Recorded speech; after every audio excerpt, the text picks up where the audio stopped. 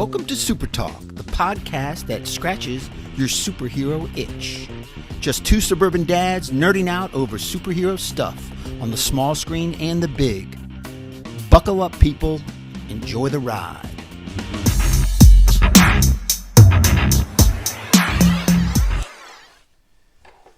Welcome, YouTube. Double banger today, boys. Double banger. And then we're going to figure out what we're going to talk about for the next 4 weeks. Oh, we'll find something. I know. I don't think we've ever had a problem. No, we'll find something. Absolutely. All right, like a gentleman. You ready, sir? Yep. And 3. Welcome to Super Talk, the weekly podcast dedicated to news and reviews of comic book media on the big and small screen.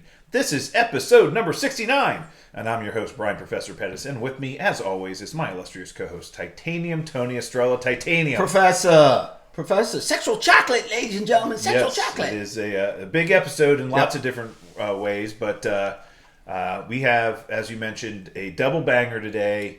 We had a pretty big week from a Marvel content perspective. We had the finale of the Moonknight series on Disney Plus and the premiere of the Doctor Strange and the Multiverse of the Madness movie, which you and I got to see last night. So we're going to... Double banger. We're going to knock out both of them with reviews, explanations, our theories, our feelings. We'll do our best. We'll do our best. We'll do our best, that's for sure. Spoiler warnings. Whoever's listening and you haven't seen either of them and you don't want any spoilers, this is it. Spoiler warning, spoiler warning, spoiler warning. We're not going to shy away from anything we saw. No, we're not. We're going to get into everything we saw. There are going to be huge spoilers in this. So without further ado, if you want to see it and then come back and catch us, please do that. But spoiler warning, you've been warned. All right, well, before we get started, we want to thank the patrons. These are the listeners that bring the show to you. Patreon.com/supertalk is how you become a member of the patron. All you got to do is donate $1 for every episode that we do, and you become a patron of the show, and you are helping bring the show to the audience. So if you want to join, patreon.com/supertalk. All right, well, let's get into the reviews. We've got, a big one here, Moonknight. We had its finale episode last Wednesday. First of all, cheers, brother. Cheers. Number 69. Yeah. I mean, not that the number means anything, but we're banging them out, man. Is it fitting that my glass says Wicked on it? I don't know. Mine says Spooky. Well, that's... That's probably more fitting. More fitting. Cheers. But let's get into Moonknight. I mean, you and I had very differing views on the penultimate episode 5. I was very disappointed in kind of the pacing of that episode and them taking an entire episode to kind of give us the backstory and history of Mark and his childhood and how he became the servant of Khonshu and all this other stuff. And it really kind of just is like, man, I can't believe this is the second last episode. I'm ready. Like, where's Moonknight? I'm ready for some Moonknight action. And we got some action this episode, which is great. We did finally get... Gods and monsters. Yes, basically it was really what they've been building up to the entire time, which is fantastic. Yeah. So I was very pleased with what was in this episode, and I felt it was a fitting end to the episode. They did tie off on virtually everything. I still have a bunch of questions around some of the logic behind some of the things that happened and in the order they happened, considering how it ended, which we'll kind of talk about when we get there. But I thought it was really, really well done. Yeah, again, this is probably my second favorite Disney Plus show behind WandaVision, and then Loki. How about you? What would you, if you had to rank them? This is probably number 3. Number 3. Behind, 3 or 4 behind Loki and WandaVision. Okay. I thought it was way better than Loki. I don't know. I like Loki a little bit more than this one. Yeah. I think. Yeah. For me, I think. Well, and it's hard to fit this one in. Like What If was a sleeper for me too. I mean, I really, really enjoyed that. But that's kind of hard to fit in because it's so different than everything else. It is different. Yeah. Right. So it's hard to kind of compare them. But yeah. But that really was very entertaining when it came out. But anyway, I mean, look, I have a lot of love for this character, and I think Oscar Isaac. I believe the word you used last episode was you adore this character. Yeah, I mean, I do. I mean, I have. Moon Knight is a kind of again, he's like a C-list character in the Marvel pantheon of characters, but he is so unique and just fun, and he's had a long history in the comic books as well, and I think Oscar Isaac did a fantastic job portraying. He knocked it out of the park, dude. All of the different personalities he had to portray in the show, and I hope there's not been any formal announcements about if we're going to see Moon Knight again or where we're going to see him again.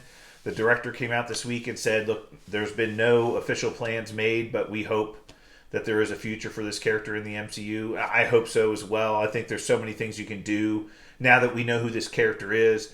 It'd be a lot easier to fit it into some other movies or television series that might be fitting for the character itself. Agree. Whether it's Blade, whether it's later on down the road, Midnight Werewolf Suns. by Night. How can this character not be in the Werewolf by Night special that's coming out later this year? I mean, the first appearance of Moon Knight in the comic books was in Werewolf by Night. Yeah. So how is Moon Knight not going to be in that? And maybe Khonshu sends him out after Werewolf by Night, saying he's you got to do something about this thing, and they kind of come to some agreement or whatever. I don't know. We'll see what happens, but the moon and the werewolf. I mean, how do you not put that in there, right? Yeah, I agree with you. Right. So, but anyway, let's kind of get into the episode. I mean, where we were left off at the end of last episode, Steven had fallen off the edge of the boat and was frozen in the sand, and Mark had ended up in the field of reeds. He kind of the scales balanced, and he was in the field of reeds.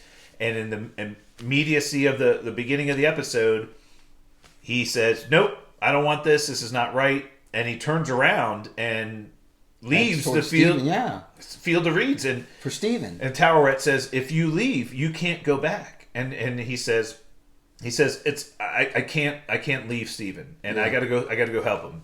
And he finds Steven, and he touches. So Steven's frozen in the sand, and he touches Steven, and he becomes unfrozen. And then the two of them slowly become frozen together. And you see kind of them being frozen together. And then we kind of get a flash into the real world where Arthur Harrow is pulling, and his team is pulling Mark's body out of the water where he had been shot, and took Amit's statuette out of his pocket. And so they leave his body there, leave him for dead. And we see Layla still in the tomb. Right. She kind of figures out a way to get on the trucks that are leaving with his entire, disguises herself a little bit, gets on the trucks. She's going to follow them, yeah. Right. And they're heading back to the pyramids, and they're stopped by a roadblock, and Arthur Harrow comes out, and he's, fully emblazoned with power now that he feels like he's, in charge, and he ends up killing like all of the majority of the guards, all of them except one. Yeah, with his staff. This purple power comes out and kills everybody, and one of them doesn't die. And he's like, "What happened?" And he said, "You've been judged worthy. Come with us. Come with us." But Layla kind of gets out and is circling around, and Towerette is trying to talk to her through the dead bodies of the guys that Harrow had killed, saying, "Layla, it's me. It's Towerette. I'm here. Mark needs your help. And she's like, "What the hell is going on?" Dead that bodies was bizarre. Yeah, it was kind of weird. Yeah. But she got, she said, Mark says to free Khonshu. And she's like, "Oh, what? Oh, okay." Yeah. But she's heading back to the pyramids with Harrow. And then we see Harrow break into the Pyramid of Giza, where all of the other avatars of the Egyptian Ennead are there. And because of a disturbance. They felt the disturbance of him and the souls that he's been drawing out. Right. Sending to the underworld. Right. And so he walks in, he basically breaks his way in through the pyramid in the main antechamber there. Great special effects. Oh yeah, it was great. They definitely did some really good special effects. So this one. I thought the CGI and the special effects were great. Yeah. And then he ends up killing all of the other avatars. They try to use their powers, and he ends up killing all of them. And then he frees Amit. Yeah. He smashes the statuette, and Amit basically comes out and it's this huge crocodile. Yeah, right? It's awesome. Female crocodile. And what I found interesting is she basically looked around and said, who's responsible for freeing me? And he said, it was me, your humble servant, whatever. And he admits, he's like, my scales are not in balance. Right. And she's like, oh, we'll overlook that for now. He says, I think you're exactly the type of person I need. Well, she makes reference to her old avatar, whose scales were balanced, obviously Alexander the Great. Right. And basically says, that didn't work out for me. Yeah, he imprisoned me for 2,000 years, so I think I'm going to go in a different direction. I think you're perfect to be my avatar. Right, and she makes him her avatar. Yeah. You see his eyes glow, just like what happened with Mark when he became Khonshu's avatar. And all of a sudden his staff, I don't know if you remember his staff that had the two heads of the crocodile, one of the heads flipped over, and now it was like an axe on one side, and there was a crocodile on the other, and it was huge. It was much bigger. But then, she's like, all right, it's time for us to go suck some souls and judge some people, right? And Layla's there as well, and she ends up going, when she sees what's happening, she ends up going and finding Khonshu's statue. And freeing him. And frees him. Yeah. Frees Khonshu. Khonshu comes back out, and he's like, oh, good, you freed me. Layla, I've always been meaning to talk to you. How about you be my avatar? Basically, like, she's like, fuck no. She's like, fuck that. She's like, I saw what you did to Mark. I'm not letting you do that. Yeah. I always thought we would be good together. And she's like, no, hell no, I'm not. I'm not doing it. And he goes and finds Mark. He goes to seek out Mark. He feels like... Well, he feels that Mark is not around. Not of this world, yeah. He feels it. But then we get back into where Mark and Steven are in the sand, and all of a sudden the gates of Osiris open, and the light shining through the gates kind of, frees them from being frozen, and then they're able to run. I guess this big sand wall comes rushing towards them, and then Toweret, takes the boat and blocks it for them and lets them get through the gates of Osiris, and then he gets back into his body, and the minute that he does, Khonshu goes, Mark, and that's when he wisps away. Right. Oh, and as a matter of fact, before that, Khonshu confronts Amit in the antechamber. Like the two of them are fighting each other inside the and Amit's basically whipping his ass in there. Yeah. Totally like, kicking, throwing him around and everything, and that's like, I can't do this by myself. That was one of the coolest things I think Marvel has ever done. Oh yeah. I mean, those two fighting was so really, badass. really, really cool. Yeah. Inside, and then they did it later outside, but when they were huge. Yeah, but and then he feels that Mark is back, and he goes and finds Mark and goes back into, and then Mark, the bullets kind of fall out of his chest when he healing powers. So the healing power, the bullets fall out of his chest, and then the Moonknight suit comes back on top of him, and he's like, "Oh, I'm back," Yeah. And they walk outside of the tomb of Alexander, and Khonshu's like, "Look, Amit's been freed. We got to go take care of Amit." Kind of tells him how to do it. You got to do it through his avatar. You have to trap him in his avatar. Well, we got to go take care of this. And Mark's like, well, how the heck are we going to get there? He goes, don't forget, I'm still the master of the night. And he changes it from day to night like that. Well, the Ennead, right? Or the Ennead is like wiped out right now. Right. They have no avatars. They can't do anything about it. So yeah, but he changed it from day to night. That was before he changed it to day and night. Steven actually negotiated with him about his servitude. Right. He says he weren't going to fall back into that. He says, if we do what you want us to do, you have to release us. And he's like, well, what makes you think I'm going to live up to this? He goes, because I'm not going to do it unless you do. This is fine. Gave him his word. Yeah. He says, give me your. He said, fine. I'll release you too. Yeah. You too. Right. Yeah. Fine, whatever.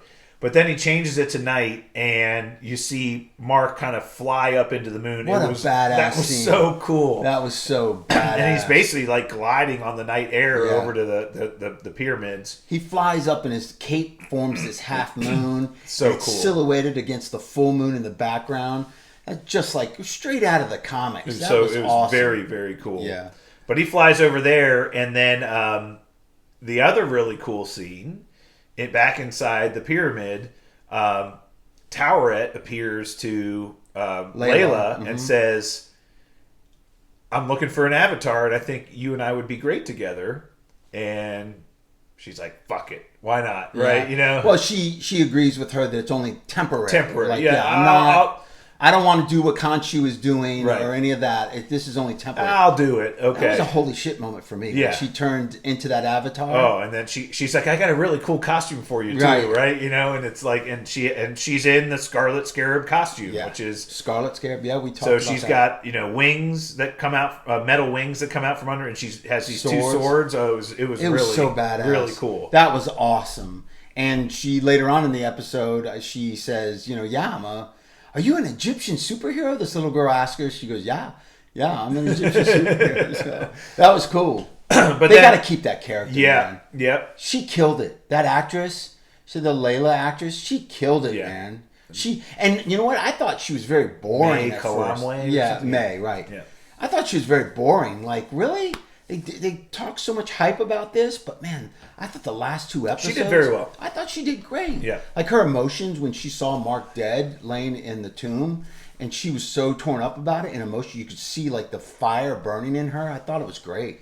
Yeah, and then we just basically got like nonstop action from that point forward. Great fight scene. Yeah, I mean, Harrow uses his staff to kind of, blast this purple, thing out of the pyramid, and it basically all of a sudden, they say we're going to start with Cairo and go to the rest of the world. Amit tells him, and all these souls just all of a sudden, people just start falling dead in the streets, because they're being immediately judged. And Amit's like consuming their all souls. the souls are flying into Amit's mouth.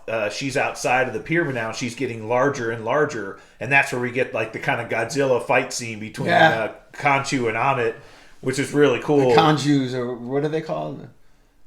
From the big monsters that fight I don't, Pacific Rim. Yes. Khonshu's or whatever. But that was awesome, man. That fight was tremendous. It was great. Khonshu throws her against the pyramid. So you got a street level fight going on. You got these 2 huge Egyptian gods fighting. Man, I was like, holy shit, this is awesome. It was really cool. Yeah. And Layla and Mark are, Moonknight and the Scarlet Scarab are fighting Harrow and his minions in the streets, basically, and it's fun watching Mark. You see Moon Knight fight, and then like he'll flip into Mr. Knight, and Mr. Knight's got the sticks, and then flips back to Mark. It was pretty fun to watch. It was pretty cool the way now they're like in symbiote, right? They're like totally in sync. Yeah, and they're like switching, they're cooperating. back and forth. Yes, I thought it was very cool. Yeah, and then ultimately we get a pretty big showdown between Harrow and Moon Knight, and they're fighting, and and Moon Knight's doing pretty well, and then Harrow just kind of gets the upper hand and basically throws him down and puts his staff on his chest, and you could see he's like using this energy to like basically tear Mark apart. Yeah, and then all of a sudden his eyes roll back in his head, he blacks out, we get another blip. And he wakes up, and everybody's on the ground, including Harrow, dead. and he's got the Harrow's staff with the axe pointed right at his head. Yeah, like right about on his, and he's like, "Holy shit!" And Layla looks at him, and goes, "What the heck was that?" Like she didn't know what just happened. Right. Like he just went off the chains and just tore everybody up. Yeah. And as we found out later, we kind of always assumed that what was happening was this is when Jake Lockley's been taking over when there's real serious bad things happening. He's taking over and becoming Moon Knight and tearing ass, basically. Yeah. So we kind of knew that was happening, but he blacks out. Jake takes over. We missed that whole scene. Yeah. Which I would love a season 2, wow. where they go back to those flashbacks and we see Jake Lockley in action in several of those. I still think throughout these episodes we got little pieces of Jake Lockley in there because you know what I'm saying. But anyway, excellent. That was really cool. A lot of people are frustrated about that, but for me, I thought it was brilliant the way they did it. They kept it, very mysterious and still quiet and behind the scenes. And the way they end things is they end up bringing Harrow's body back to the pyramid, and both Layla and Mark join hands, and energy goes through the other Ennead statues that are in the main chamber there, and they basically imprison Amit back in Harrow's body. Right. They cast the same spell that they used to imprison the gods in the statues. They had imprisoned Amit into Harrow's body. And then Khonshu was like, all right, finish the job, Mark. Now you got to kill him, because if you don't kill him, she can always come back. She'll find a way out. Right, and he says, I gotta finish this. He grabs one of his sickles and he's gonna basically kill him. And Layla says, Mark, you don't have to do what he says. Right. You can be your own boss. And he basically refuses. Yeah, it's like, do it yourself. Right, exactly. Yeah. And he says, our deal is done. I'm finished. Release me. And all of a sudden the suit comes off of him, and then the next thing we see, he's back in his apartment. Right? Yeah. Gets out of bed, falls down because his leg's still tied to the pole or whatever. But now he's openly talking to Steven. He goes, how do you live in such a shithole? And all this other stuff. And so they're back in the apartment. So it's back. With 2 goldfish in the tank. Actually, before that, the minute that he was released, he was back in the mental institution. Yeah. And Harrow was sitting at the desk again. And they're talking, and he looks at him and goes, no. This isn't real. This isn't right. I'm going to go back to my world. And he realizes it was all in his head, and that's when he woke up in his bed. And that's where the series ended. We're like, oh, great, cool. Then the after credit scene. And then we got a post credit scene. Fantastic. Oh, take the audience through the post credit scene. Post credit scene is Harrow in the mental institution. He's in a mental institute. Yeah. Yeah. We assume it's the same one. It looks very similar to it. And somebody comes up. It's a real one, though. It's a real mental institution, where the other one was fake, right? Was in his mind, right? And somebody comes up to him, and it looks like it's dressed all in black, and he talks Spanish to the orderly, and the nurse was like, like, what are you doing? And he's like, hey, calm down, miss. I got this. He pats him on the shoulder. He starts wheeling him outside, and as he's wheeling him outside, Arthur is like, well, he's pointing at the door. It's like, oh, we're supposed to go through there. And he's walking him out, and he sees all these dead people, these people laying in pools of blood. And he's like, what just happened to that guy? What happened over here? And he takes him outside, and he puts him in this huge white limousine. And he throws him in there, and he kicks the wheelchair out. And it's obviously Oscar Isaac. We think it's Oscar Isaac. And he's wearing one of those paperboy hats, like a cab driver hat. And we know it's Jake Lockley at that point. Well, but he's in the back of he gets in the back of the limo, and Khonshu's in the back of the limo wearing a suit, which is hysterical. It's very straight. And he says, I told you I was coming back after you. Yeah. I told you my work wasn't done.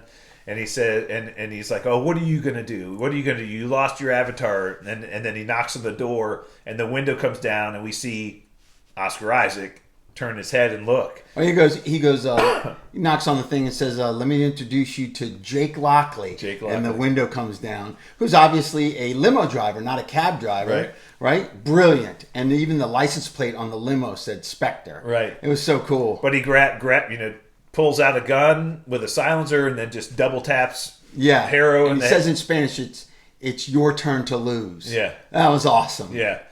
So it was. So we're introduced to Jake Lockley. Yeah. So what we can surmise from all of this is that the deal that Khonshu made with Mark about being his avatar, he did live up to his end of the bargain and said, you've been released from that. Those two. One other personality that's in that body, Jake Lockley, is more than happy to be Khonshu's fist of justice. And so Khonshu is still, the body at least, part of the body still belongs to Khonshu because it's now in the hands of Jake Lockley. So we have Mark Spector, who is the personality. The main person, right. Yeah, Mark Spector. He created this really sweet, nice, innocent Stephen Grant. And smart. And very smart and educated and, at the other far end of the sweet spectrum. And then he created Jake Lockley at the other end to deal with really horrid shit. But Mark doesn't know about Jake. No. But Jake comes out when he has to do some really bad shit, which begs the question. Now I'm completely in conflict of, is there a Bushman? Or does Mark Spector think... Why would he shoot himself, though? I don't know. Maybe he was fighting these people and he got beat up. I don't know. You're stretching a little bit too much there, I think, Titan. But I think I think that Jake Lockley had something to do with that whole get to. Why didn't Jake Lockley kill Bushman? And those, you know, Maybe what I'm he saying? wasn't around yet. Maybe Jake Lockley didn't come about until after he had been shot and after he had been, the Avatar of Khonshu. It was something that his body created after that whole incident. To deal with some really bad, heavy shit. Yeah. But the fact of the matter is, we still have a Moon Knight, and Moon Knight is now Jake Lockley version of Mark Spector working for Khonshu.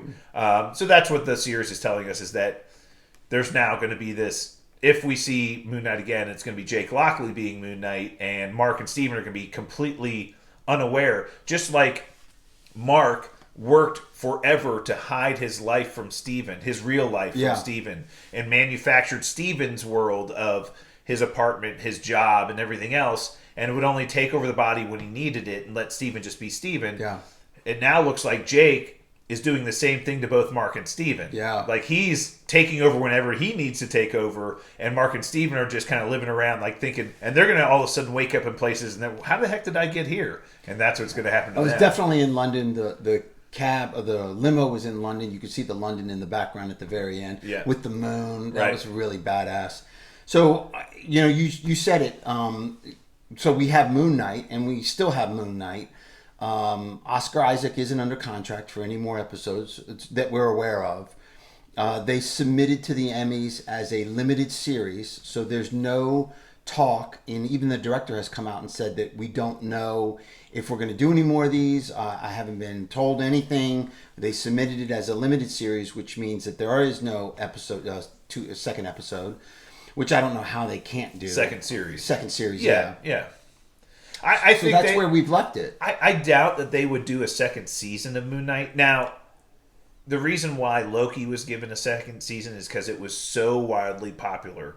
The reason why WandaVision wasn't is because, and we'll talk about this when we talk about Doctor Strange, I think WandaVision was designed to be a series that led into Doctor Strange. Of course. They said that. Feige said that. Yeah. Honestly, I think Doctor Strange movie very much was the sequel to the WandaVision series. Agreed. It's basically like if we had 2 more episodes of WandaVision. Everything that happened in WandaVision was reflected in the Doctor Strange 2. Absolutely. Right? It was basically what led right into that. But Loki was a standalone series to primarily set up Kang the Conqueror. But it was so well received and so popular that they're like, we're doing a season 2. We love Tom Hiddleston. We're going to do a season 2. Unless, and I don't know the numbers on this yet, but unless Moon Knight was just so well received and wildly popular and everybody was talking about it, they probably would talk about a second season.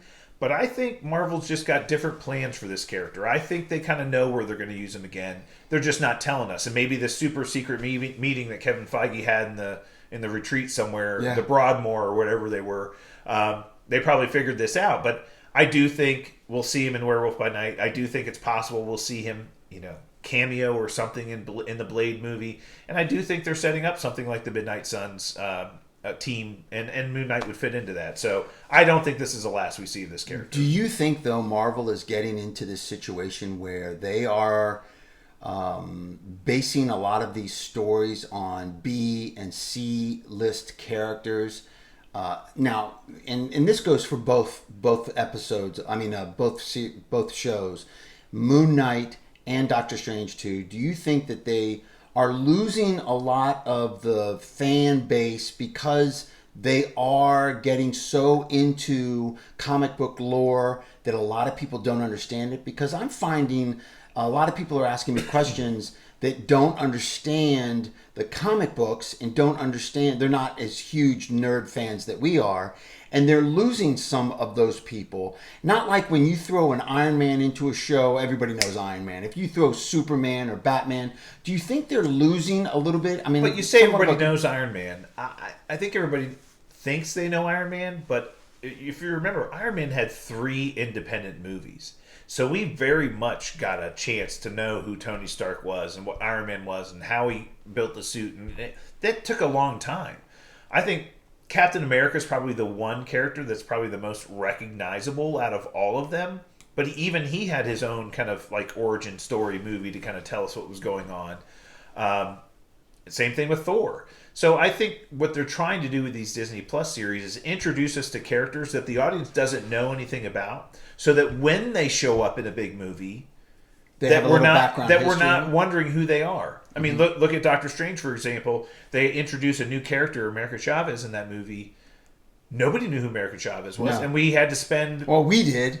Right, but the movie had to spend half an hour trying to explain to us who she is. And I don't know how successful that was, but if Moonknight shows up in a movie now, we'll remember seeing him. Yeah. We'll remember who he was. And I think that's where they're doing this Disney Plus series. I think we know Ms. Marvel's going to be the same thing. She's getting her own series. She-Hulk's going to get her own series. I think now what they're doing with Disney Plus is using these limited series as a way to introduce characters that they plan to bring into other projects in the future. Not specifically on Disney Plus, maybe in movies. So I just think it's a way for them to kind of give us a light introduction without... I mean, how excited would we have been to see a Ms. Marvel movie? Probably not very excited. No. But to have a limited series on Disney Plus, okay, we'll watch it. Right. And then when she shows up in the Marvels movie, we'll know who she is. Right? Same thing with Monica Rambeau in WandaVision. They used that series to introduce that character, so when she shows up in the Marvels movie, we'll know who she is. So you don't think they're losing the novice base fandom to these characters? You think they're doing a really good job of introducing them early in Disney Plus shows so that they can later introduce them into a movie for a bigger bang for their buck? I think they're using Disney Plus as a platform to expand their universe without having to invest hundreds of millions of dollars into a blockbuster movie to do so.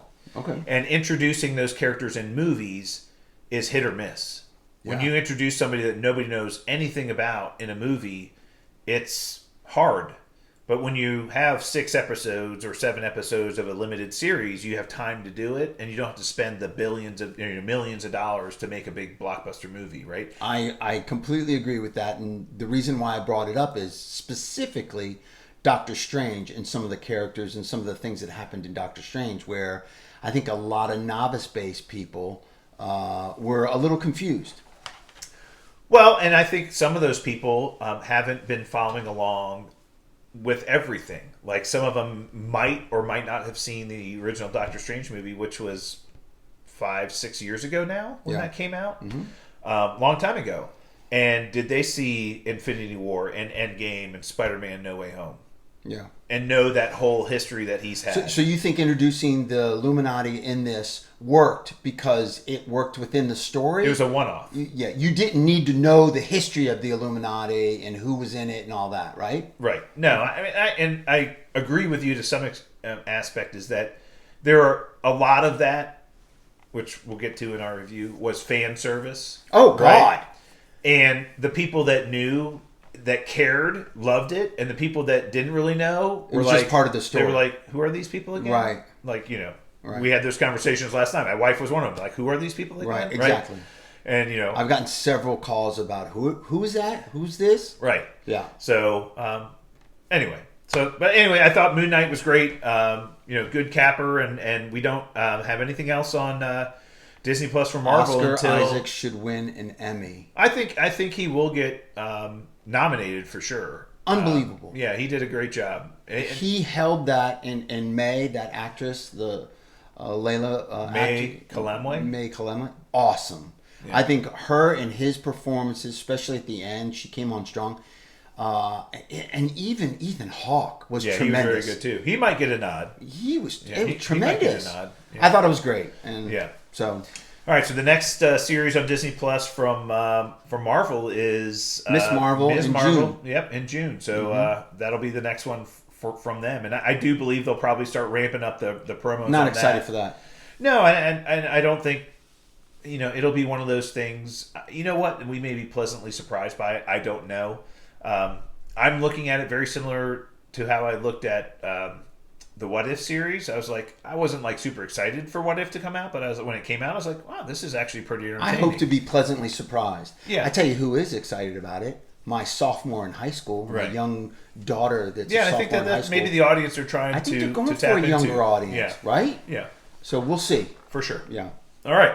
Well, let's move on to the news sections, as you can imagine, a very light news week this week because of Moon Knight and Doctor Strange coming out this week. Almost everything out there was all about leading up to the release of the Doctor Strange movie and then reactions from the release of the Doctor Strange movie. But we did get a pretty big announcement this past week, and so it's official. Keanu Reeves has signed on with Marvel Studios for a new role in the MCU.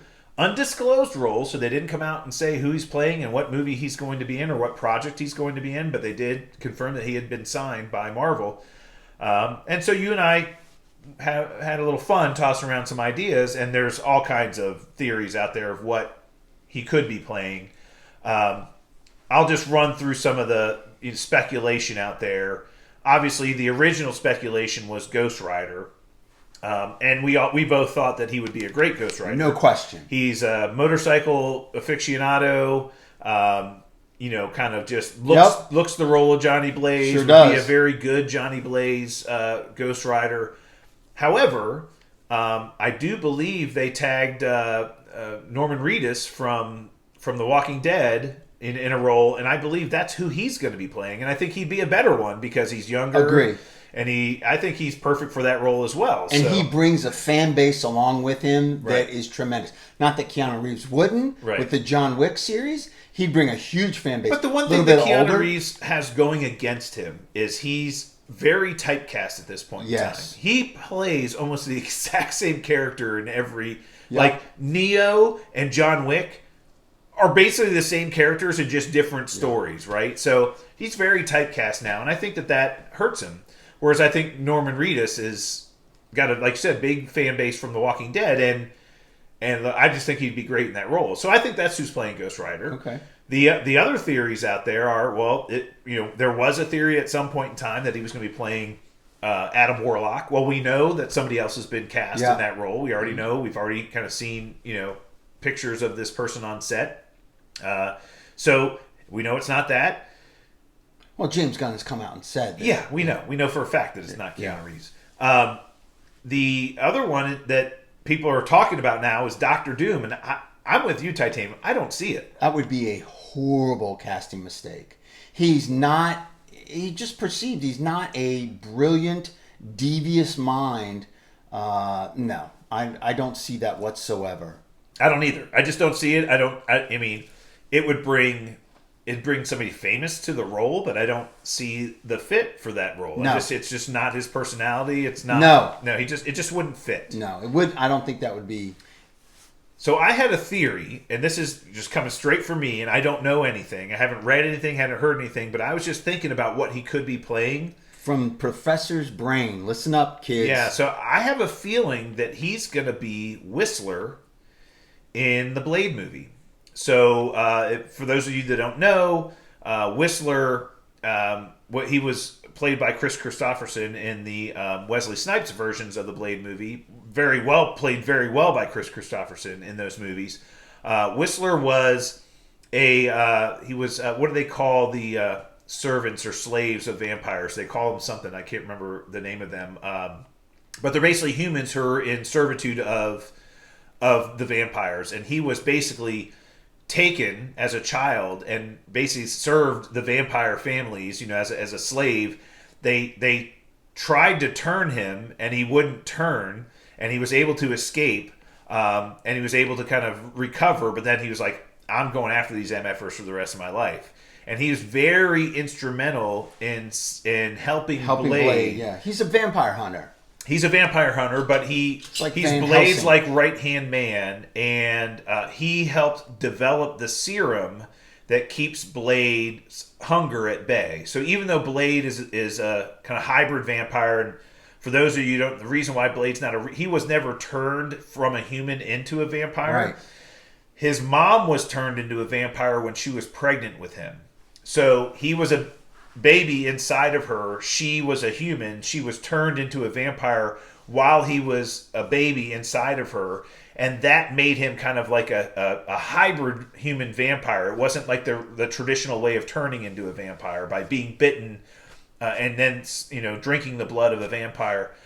that's not how it happened to him. He was turned into a hybrid vampire because his mom was turned while he was in the womb.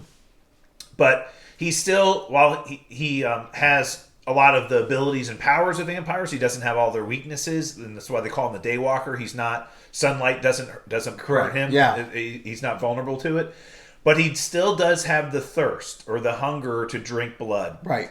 And Whistler was very instrumental in developing the serum that helped keep that hunger at bay. And so he has to go through these like daily injections, and it was very prevalent in the first Blade movie with Wesley Snipes, if you ever watched it.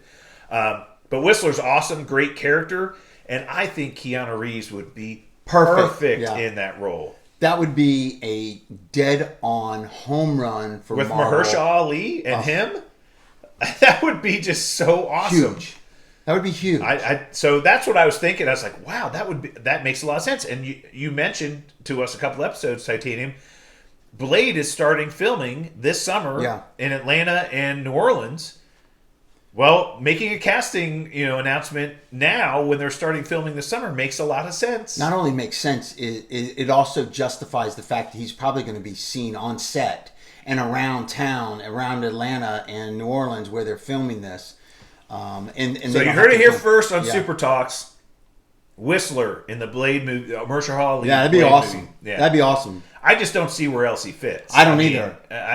And knowing all the projects we know that are coming, I just don't know where he fits. You know, could he be like people are like, could he be the next Wolverine? No way. He's way too old. It's like there's just so many people like wondering what the heck. Man Thing. Why would you put Keanu Reeves in that much makeup? You don't need it. Exactly. Yeah. Hasn't that already been filmed? Hasn't the Werewolf by Night special already been filmed? Or I don't know. But anyway. Yeah. But I think the timing works out, and I just think it makes sense. I was just kind of looking down all the projects and I'm like, oh, Whistler, that would be really cool. Yeah, that's perfect. Yeah. All right, well, let's jump into our review of the Doctor Strange and the Multiverse of the Madness movie, brought to us by our friends over at Studio GG Studios.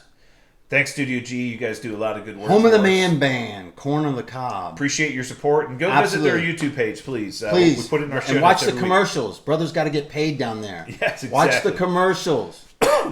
Well, we went last night and saw Doctor Strange in the Multiverse of Madness. We were able to get like kind of the first screening that was available on Thursday night, actually the day before. We had a crew with us, didn't we? Yeah, we had a few. Your lovely wife there. came. Yeah, and the theater was crowded, packed. Yeah, it was, and there were, when we got out, there were people standing in line waiting to get into the next show that was coming. It's funny. Walking down the hall, they're like, don't say anything, don't spoil anything. Yeah. So, everybody we kind of went off to the side and we talked a little bit right after the movie. People were avoiding us, but yeah. Yeah, I mean, overall impressions, you and I have kind of talked about this a little bit, but I think had I seen this movie in February when it was originally supposed to be released, I would have liked it more than I did, just simply because the hype engine was extended out a couple of months more. Yeah. We went from a mid-February release to early May release, so 2.5 more months of promotion for this movie. And they released some more trailers and some more snippets and, gave us a little more Easter eggs here and there. And I think... Too much. I think the number of scenes that I had seen in all the trailers leading up to the movie were so many that I feel like I kind of knew what was going on with the plot. Yeah. I kind of knew some of the things that I was excited to see were real and were going to happen. They were rumors beforehand, but now they were kind of confirmed. So I think some of that surprise was a little bit taken away from me. So I liked it. I thought it was very good. It is by no means a blockbuster, oh my gosh, crazy, incredible movie like Infinity War Endgame level, like spectacular, No Way Home, it was nowhere near that, but it was very good. It was entertaining, it was watchable, it was likable. I will definitely go see it again. I don't even know. It's definitely not in my top 5. Oh no, definitely not. No, I don't even know if it's in my top 10. No, I don't think it is. I don't think it is either. I think it's like middle of the pack. Not even middle of the pack. I think it's yes, middle of the pack. So here's the question: did you like Shang-Chi better than this movie? Man, that's a tough one. So that's a good comparison there. And think about it. Shang-Chi was a brand new character. You'd never seen Shang-Chi before. Right. Although we were looking forward to it, you'd never seen that character before. And I thought that movie was really good. I thought it was really good too. Up until the end, which there were some things we didn't like about it, but it might be in my top 15. Yeah, it was. I put it in my top 15, bad. maybe. It was good. I got to look at my list again. But by no means was it very good. Yeah, there were, and we'll talk through it. There were some slow parts. There were some things that didn't work. But there were, even for as much... Spoilers, people. We're going to get into it. We're going to start dropping bombs here. So spoilers. Even as much as we had been shown, there were still some things that surprised me. And there were some things that surprised me a lot. But I was upset with the things that they did show that I kind of knew already. But the fact that they showed them, and you and I talked about that. I went dark early on this. You're already dark on the Thor movie. Yeah, absolutely. No, not at all. Which, by the way, I have maybe the next episode we can get into that. Gore the God Butcher. I want to get into him a little bit. But I think that they spoiled a little bit too much. They gave too much away. I think they should have held the Professor X thing. That would have been a huge bombshell. Or just give us that. And not everything else they gave us. Like we saw, give us Captain Carter, give us that. That wasn't as big as a reveal as I think they thought it might be. But I think bringing an X-Men, a mutant, and X-Men into the scene, it was the hype engine. It was huge. Yeah, the hype engine. And they did play to a fan base like nobody's business. They know that Captain Carter is a huge fan favorite. And what if people went nuts over her? They know Fantastic Four, Reed Richards. The fans cast John Krasinski as Mr. Fantastic years ago, basically when they were talking about Fantastic Four. They wanted him in there. It's funny. Even the fan rendering of his suit, and they put his face on that. Like 2 years ago, they used that suit in this movie. It was bizarre. But that's the big reveal, is that John Krasinski came out to be Reed Richards. I think they did too much of that. Even though, for me, that was still a holy shit moment, right? Was it for you? Were you like, holy shit? I kind of half expected it, but I was very surprised. Yeah. So let's kind of just talk through some of this, because I do want to talk about some of the things that worked and some of the things that were surprising to me. So the biggest surprise to me was all the trailers had led me to believe I knew a little bit about the plot. America Chavez was being chased, and she was on the run, and there were multiple versions of Doctor Strange that were trying to help her. Multiple versions of she finds our Doctor Strange, and he's now trying to help her escape whatever's chasing her. But did you know that Wanda was the big bad? That's what I'm saying. Yeah. We were wondering who was chasing her and why. We all thought, is it Chthon? Is it some demon? Right. Is it something out there that's Midnight. chasing her? Nightmare. Mephisto. Yeah, Nightmare. Right. We were wondering who the big bad of the movie was going to be. And all these, the Gigantos and the Ribbon Monster and all these other things, where were they coming from and why were they chasing her? So why did they have runes all over them? And we felt that the trailers had led us to believe that there were multiple versions of Wanda in this movie. There was the one in the costume, and there was the one, in the plain clothes that we had seen with the oil and blood all over her. And we're like, oh my gosh, maybe there's a bad version of Wanda and a good version of Wanda. Is she fighting for us? I tell you what, they established very early on in this movie, Wanda is the villain. Yep. She was the bad person. Yeah. She was responsible for it all. She was the one that manifested these creatures. Yeah. She was the one that wanted America Chavez.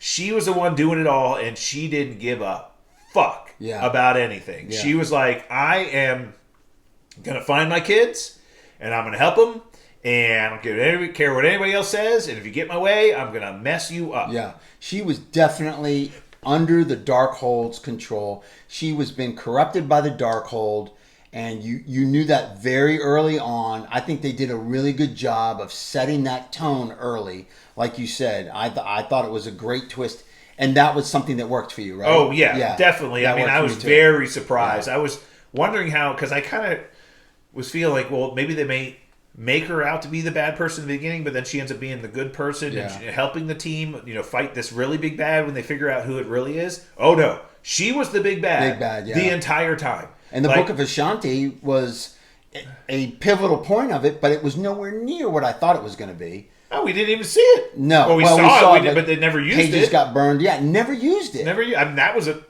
something that was very disappointing. But the fact is, yes, we saw her at the end of the WandaVision television series. Yeah, you need to see WandaVision before this. Yes, that's what I would say is, yes. If you didn't watch WandaVision before you go see this movie, watch WandaVision. Yes, because it'll definitely help. Agreed. But at the end of that movie, she has the Darkhold, and she is now reading through it religiously in the attempts of trying to locate and find her children. She is on a hunt for kids in the multiverse, a version of them. That's how much she... And a lot of it is her own motherly instincts, and a lot of it is the Darkhold. Well, the Darkhold revealed to her there was a multiverse. So she didn't even know there was a multiverse until she started reading the Darkhold. And the Darkhold basically showed her there are other versions of your children in all these other universes. And she's like, well, mine have to be out there somewhere, or I'll go get two of my own from one of these other universes. So literally, that was a big surprise to me, and it definitely worked. I was like, wow, she is absolutely the bad... Because Doctor Strange goes to her asking for her help, and she's like, well, yeah, I'm kind of the one responsible for all this, and you can either hand over America Chavez, or I'm going to come get her. Yeah. And it was like, holy shit, she ain't messing around. Awesome. And the power that she wielded in this movie was... What you would expect incredible. from the... Yeah, it was great. Incredible. What would you expect from the Scarlet Witch? The entire... Kamar-Taj, all the sorcerers and Kamar-Taj, including Wong and Doctor Strange, were no match for her. Yeah. Like, she just completely owned them all. And the only reason they escaped was because America Chavez accidentally opened a portal and they, escaped into some other universe. I mean, that was the only reason they got away from her. Yeah. I was like, holy crap. I mean, she is wrecking some serious house. I mean... And he trapped her into the mirror dimension at one point in time. She didn't know how to get out, and then she was like looking at the reflections. She figured out I could use the reflections, to kind of find my way out. I was like, oh my god, she is just very powerful. Oh, so incredibly powerful. And but anyway, that's how they end up in this world. Like, I think it's they said in the movie World 883, I believe it was. Christine Palmer said, you're in World 883. Oh, I guess we should tell people. They end up, America Chavez and Doctor Strange end up in one of these other alternate universes, and they're looking for the Doctor Strange of that universe who might be able to help them. They find out that Doctor Strange is dead. He has the statue. They're on the hunt for the Book of Vishanti, yeah. Yeah, he has a statue, and the statue says, gave his life, saving the world from Thanos. And they're like, Mordo, is it Mordo? Mordo. Mordo is Baron Mordo. Yeah, he's the Sorcerer Supreme now because Doctor Strange in this universe. Yeah, but he ends up capturing them and taking them to some facility. And for all intents and purposes, they basically tell him that our Doctor Strange started messing with stuff. He used the Book of Vishanti to defeat Thanos, yes, but then he started messing around with some other stuff and created an incursion. And this was a huge, huge plot reveal. For the movie and kind of the future of the MCU. What they basically told us was our version of Doctor Strange found the Book of Vishanti, was able to use it to save the universe from Thanos. But then it gave him kind of some insights into some other things he could do, and he started messing around with these alternate universes, and we had a collision between two universes, and when the two alternate universes collide, it's called an incursion. And when that happens, one of those universes completely gets destroyed and the other one survives. Yeah. And he said we had no choice but to basically kill him. And they showed us killing him. Yeah. And so this is when he's brought in front of... Well, I thought he had been using the Darkhold and he was dream walking to find these other universes and doing kind of things arrogantly, as Doctor Strange is, on his own. And he had become very corrupt. And that's what caused the incursion. Yeah, I can't remember what they said was the reason why that happened. But the Book of Vishanti was in the play at some point in time. Well, he was the one that put it in that kind of parallel, like the pocket universe. Yeah, it was a universe between universes, right? Yeah. And so, Christine Palmer. So earlier in the movie, our Doctor Strange version of Christine gets married to somebody else, and he's happy for her, but not happy about it, as he admits later on. But then we see another version of Christine Palmer in this facility that they get brought to, where they imprison him and American Chavez. And she says, yes, you're in Earth 883, and you're from Earth 616, which is a great callback to the comic books, because the primary Marvel Comics universe is 616. Earth 616, which is kind of fun. Yeah. But she's a multiverse expert. Yeah, I worked for the Baxter Foundation. When she said Baxter Foundation, I was like, oh, here we go. Comes. Yeah. Here we go, That's right? the foundation that Reed Richards started, that the Fantastic Four was born out of, right? Well, and that they work in the Baxter building, right? So, which is kind of funny. But then Doctor Strange gets brought in front of this Illuminati. And that was the big fan service reveal to all of us. So the Illuminati was made up of Baron Mordo, the Sorcerer Supreme. We got Captain Carter we saw Captain Carter, the first Avenger. So it's Haley Atwell playing Captain Carter, which was fantastic. In this world, she's the one that took the serum. Yeah. Oh, it was fantastic. And again, we had seen her in the What If series, but to see her on the big screen in the costume with the shield was just fantastic. Yeah, it was awesome. Sitting in the chair. And then we had Captain Marvel was Maria Rambeau. Maria Rambeau, yeah. She was the defender of the galaxy or whatever. Interesting that she was Earth-based, though, right? She was kind of part of the Illuminati. They called her the defender of the galaxies, but she was there, I guess. I don't know why. And then they showed Black Bolt, who was Anson Mount from the Inhumans TV series on ABC that was pretty bad. But he came back to reprise his role as Black Bolt, which that's one of the characters that I get a lot of questions like they threw that in there as a fan, as a fanboy. You know exactly who that is, and you went nuts because Black Bolt, they did a Black Bolt, which is awesome. But they confused a lot of people. Like, who the fuck is Black Bolt? Like, no one saw that series, but you and me. Right. The Inhuman series. Not many people did, But again, he's a character who was in the original Illuminati in the comic books, and the humans are big time comic book characters. So anybody who read the comics or is a comic book fan knew who Black Bolt was. Huge nerd stroke. They were stroking nerds all over the place. But for them to bring the actor that played him in the TV series, as bad as it was pretty big to bring him back. Yeah, it was cool. And then we got. Then they said, and the smartest man in the world, Reed Richards, and he basically teleports into the room through some, I don't know what it was, but it's John Krasinski in the Fantastic Four uniform. I lost my shit. The leader of the Baxter Foundation and the leader of the Fantastic Four and the smartest man in the world, Mr. Fantastic, and Reed Richards. And I'm like, holy, and everybody's like, oh my god, and it like you said, it looked exactly like the fan renderings. Yeah, he had the beard and everything. It was great. Yeah, and he was the one who explained the incursion to us and what happened, right? He also explained that basically we've determined that the biggest threat to our universe is you, Doctor Strange, and all your variants. At some point in time, you do something that causes these incursions. Even what we call Defender Strange, the original Doctor Strange that America Chavez was running through the start of the movie. She's running through that pocket dimension trying to get to the Book of Ashanti. And it's Doctor Strange and her running from this ribbon monster. And they get to the Book of Ashanti, but they can't quite reach it. The ribbon monster is preventing them from getting there. And he says, well, the only way I can save you is to steal your powers. And so he starts sucking and leeching her powers off. Killing her. Right? And she's like, what are you doing? And the ribbon monster ends up killing him.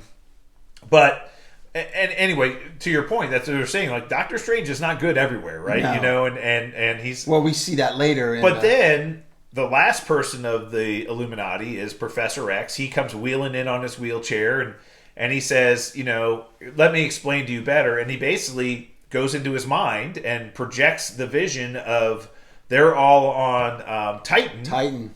And the entire Illuminati is there. After killing Thanos, he's in the background with a knife through his chest. Yeah, Thanos is dead, and Doctor Strange is sitting on his knees, and Black Bolt walks up to him and says, "I'm sorry," and his voice basically just disintegrates him. They said we were for it. We had no choice but to kill him. Yeah, and he's like, "Wow!" And Professor X though kind of sees something different in him. He says, "We'll kind of see what kind of Doctor Strange you are, right?" Right. But then that's when Wanda shows up. She shows up, and all hell breaks loose. The reason why she showed up is she used the Darkhold to what you were talking about, Dreamwalk. Mm-hmm. The Darkhold allowed her to find the version of Wanda in the universe that they were in, and was able to project her mind into that version of Wanda and take over her mind, and then basically walk around in that universe as the other version of Wanda. And that's what corrupted the Doctor Strange. He was doing the Dreamwalk to find out how to stop Thanos from other universes. And I think that's what Defender Strange got corrupted. I could be wrong, but it's just a theory. But yeah, that's exactly what she did. She dreamwalked. But then she ends up showing up at this Illuminati facility and just starts wreaking havoc. Oh my God, just killed them all. She killed every person that was there, every Ultron robot that was there. Yeah. She just destroyed every one of them. She's basically walking up and was basically coming to get America Chavez. And the Illuminati said, well, we're going to take care of this. And they all go to kind of stop her. And she fucks them all up so quickly. Yeah. Like, they walk up and say, they say, Wanda, you have to stop. If you don't stop, we're going to have no choice but to take you down. And Sam Raimi, horror picture, kind of really graphic killings. Oh, she's like, you couldn't stop me. And Reed Richards says, one word from Black Bolt and you'll be disintegrated. And she's like, how can he do that when he has no mouth? And she had basically frozen his mouth over, just like in the Matrix when he had no mouth anymore. Yeah. And he tried to speak and it ended up blowing his own head up. Yeah. And boom, he's dead. Yeah. Like literally within seconds. Yeah. And then who was the next one she took out? Reed Richards attacks her, and she turns him into ribbons. After that happens, he turns him into ribbons and basically explodes his head. Yeah. Boom, he's done. Yeah. Captain Marvel and Captain Carter have a little bit more luck. They are able to kind of fight her off a little bit, but she basically cuts Captain Carter in half with her own shield. Yep. Captain Marvel gets all pissed off and is, kind of taking it to her a little bit, but then she brings an entire building down on top of Captain Marvel and basically kills her. So they're all dead. And then Professor X is able to kind of go in and get into her mind, which is and stops her temporarily and allows America Chavez and Christine Palmer to escape while he's inside of her mind. But he's trying to free the real version of Wanda from the prison that she had put her in by doing the dreamwalk. Yeah.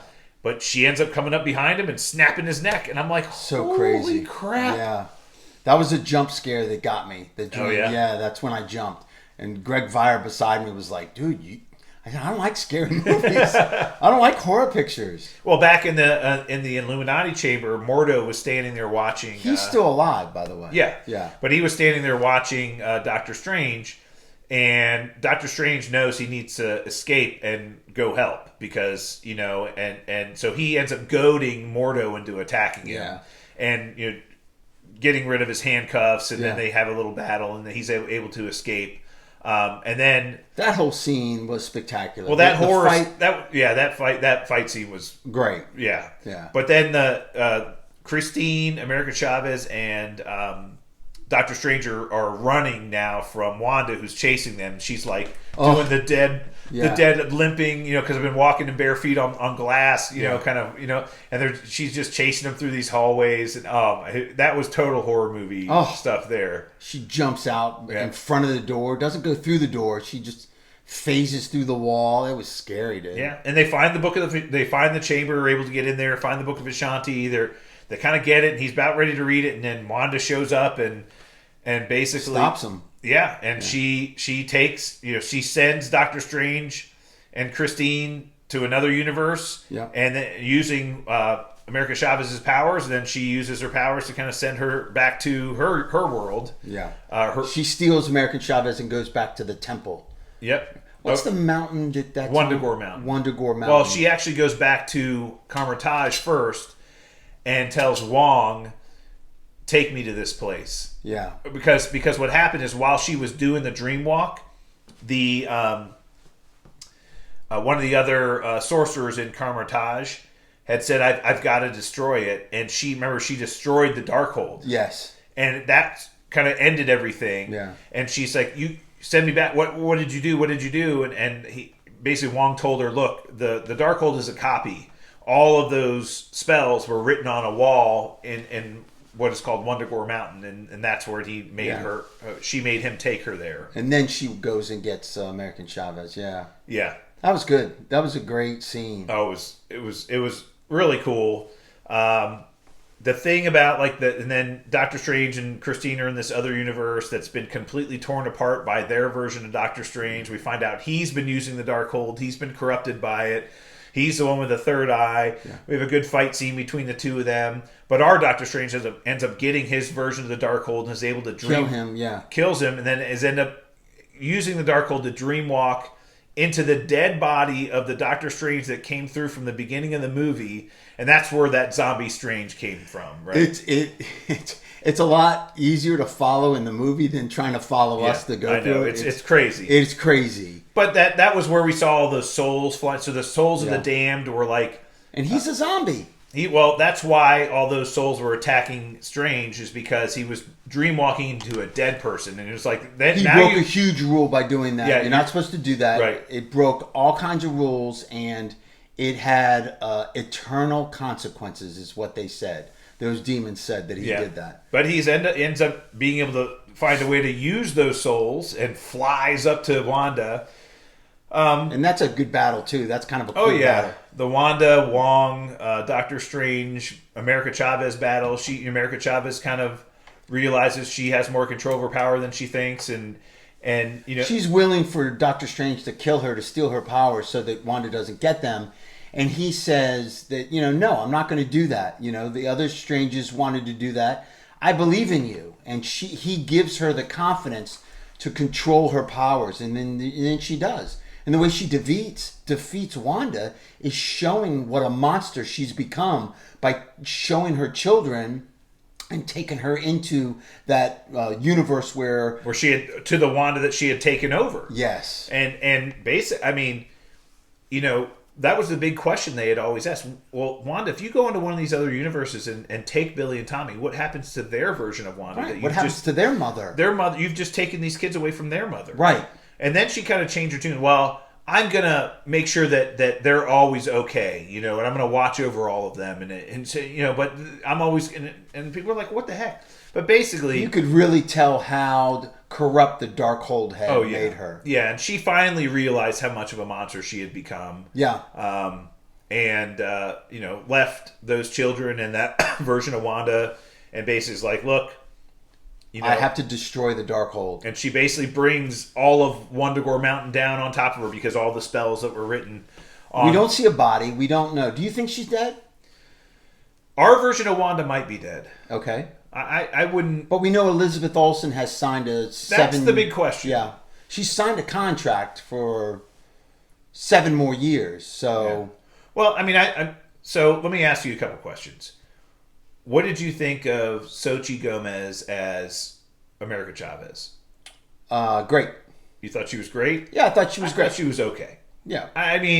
Again, that introducing a new character, and again, the way that they chose to portray America Chavez in this is a little bit a departure from the comics, and maybe it's like it's supposed to be a younger version that doesn't really know what kind of power she has, but I think she's going to be incredibly important. Oh yeah, in the future of the MCU with all the multiverse stuff that they're going to be doing. I thought it was great, and what endeared me to her is when she walks up to Doctor Strange and goes, "What's up?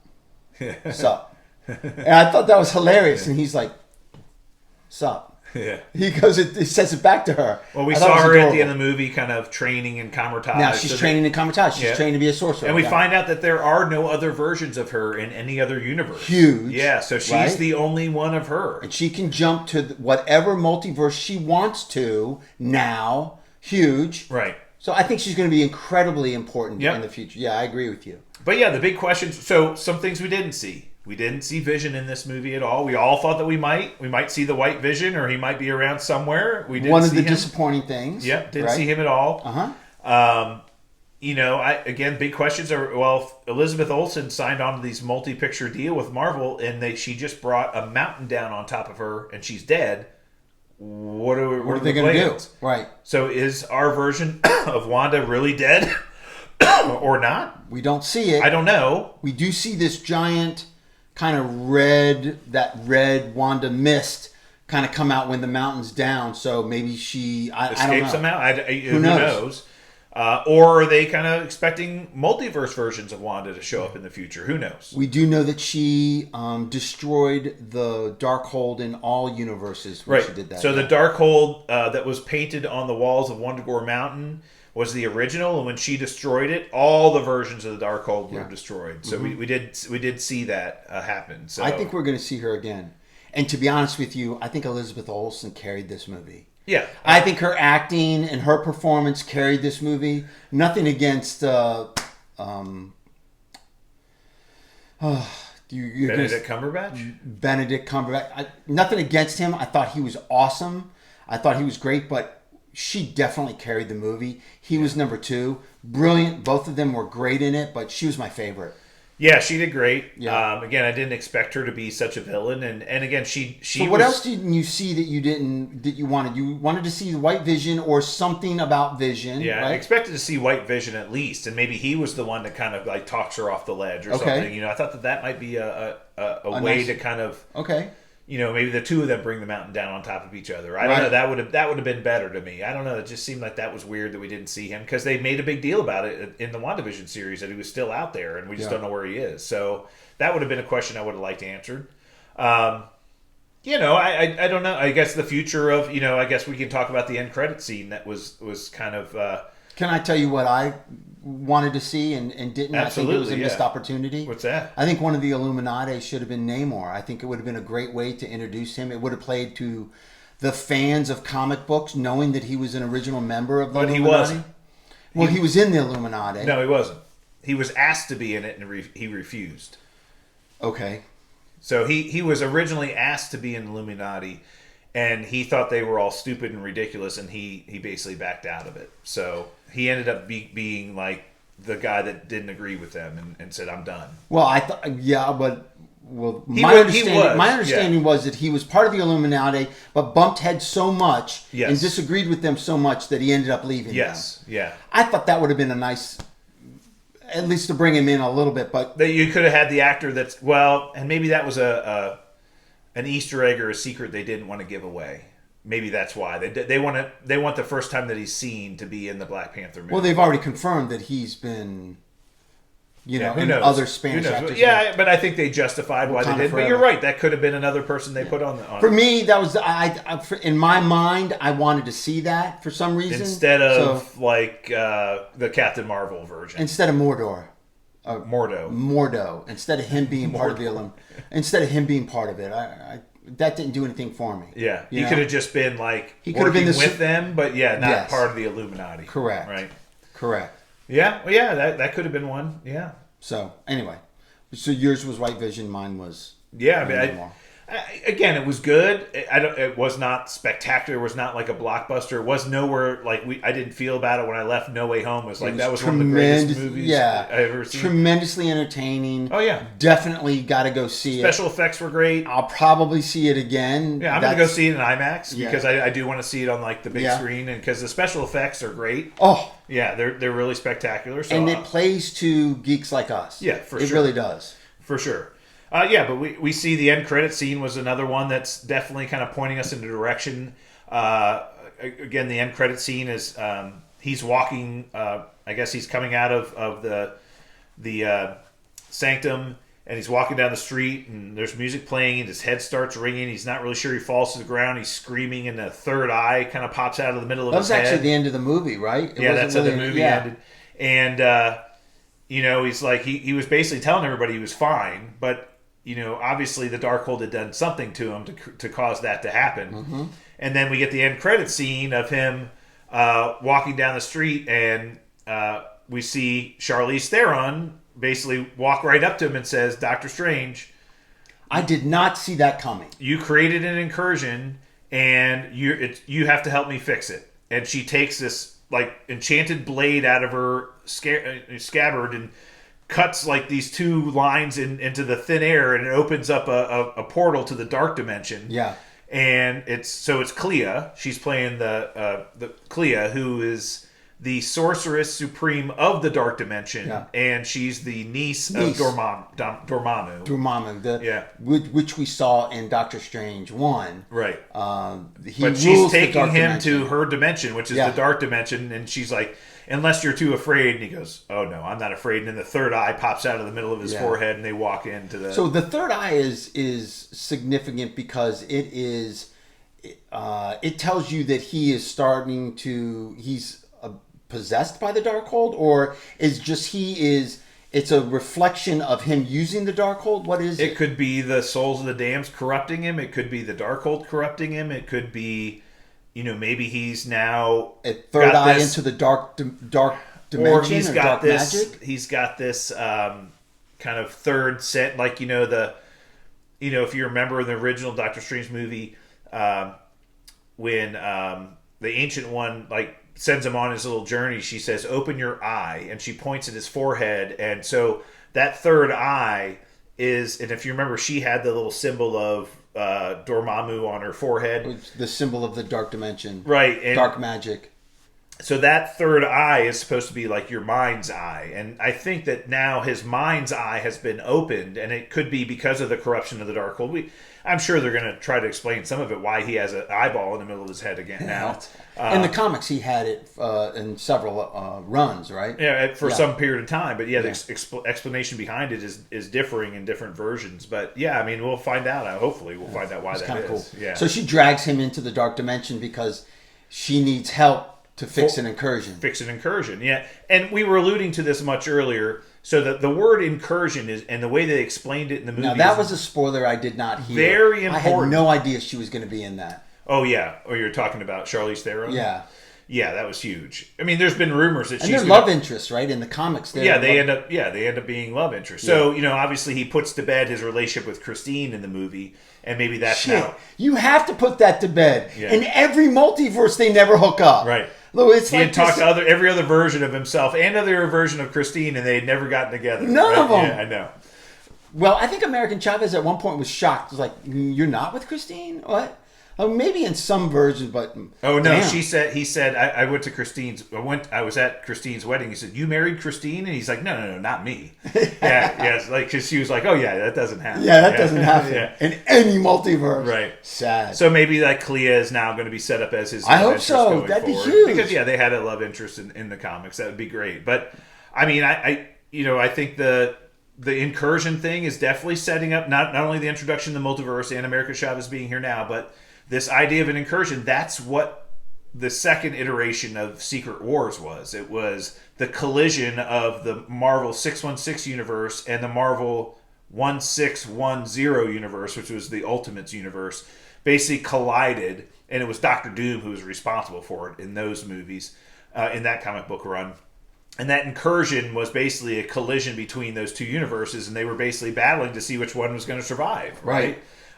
So maybe that's what they're setting up as Secret Wars. And I think that the use of the incursion kind of concept in the multiverse is really hinting at Secret Wars. And again, that would explain why Wanda comes back. And we have another version of her somewhere, right? Yeah, that'd be awesome. And the Russo brothers said that they would only come back for Secret Wars. Right. You got to bring them back. Yeah, I mean, they're absolutely. masters. Yeah. All right. Well, that's it, right? Yes, sir. Let's ring the bell, Professor. Great show. All right, well, that's it for us this week. We'll be back next week for more Super Talk. To get in touch with us on social media, hit us up via email, supertalkpodcast@outlook.com or at supertalkpod on Twitter. Until then, stay super, everyone. And we're out. Thanks, YouTube. Thanks for hanging in there. Leave some comments in below. Like and subscribe.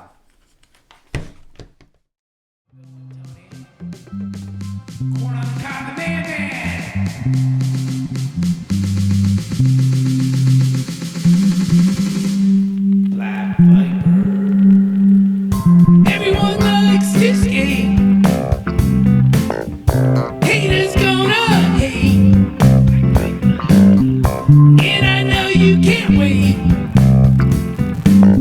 to see the Black Viper. Round and round she goes.